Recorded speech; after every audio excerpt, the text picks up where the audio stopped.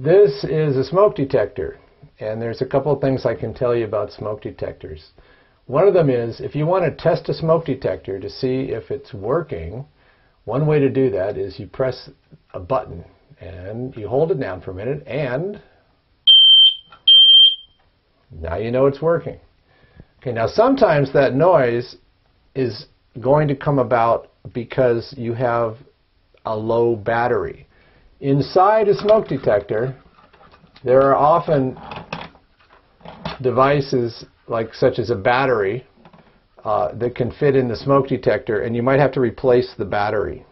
If you hear that little chirping noise once in a while, that means take this down like I did. You just twist it off and replace the battery. Okay, another option is that this noise could go off and off and off and never stop. And the reason for that is two. Number one, it is doing its job. Somebody's smoking right underneath it, or in the once in a million chance you might actually have a fire. That's why they have been invented, to alert you to this fact. But unfortunately, that's about 1 out of 1,000 times. The other 999 times, usually about 2 o'clock in the morning when you're sleeping, they start going off, and this sound is not really something you want to hear all night long. And yet, here's somebody that wakes up, doesn't know what's going on, it's in the middle of the night. What they want to do is they want to figure out a way to make that noise stop. Unfortunately, the smoke detector could easily be, it could have something in it. It could have lint or dust or some such thing like that. Right, now press the button.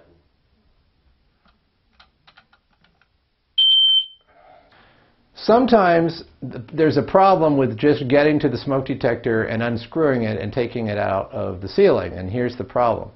It's going off, it's 2 o'clock in the morning, you want to turn it off, and guess what? You can't reach it.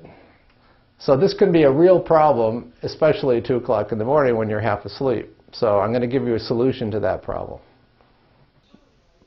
Speed. The solution to getting rid of that noise is to understand that there's power going to that smoke detector. And the power can be shut off with the right circuit breaker.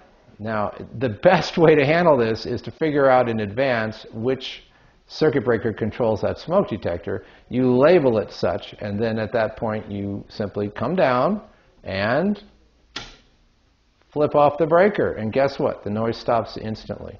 So my suggestion is, when it's not 2 o'clock in the morning, but some other time, get a friend, family member to press that button and then flip breakers off one by one until you find the breaker that when you press the button, the noise doesn't happen, and then you'll know that's the right one. Then you label it smoke detector. And at that point, you're all set to just come down and turn it off. Then you have to unscrew the smoke detector with a tall ladder or whatever later, someday, like maybe the next day, and you can replace the battery so it's not chirping, or replace the smoke detector so that it's not making that terrible noise anymore.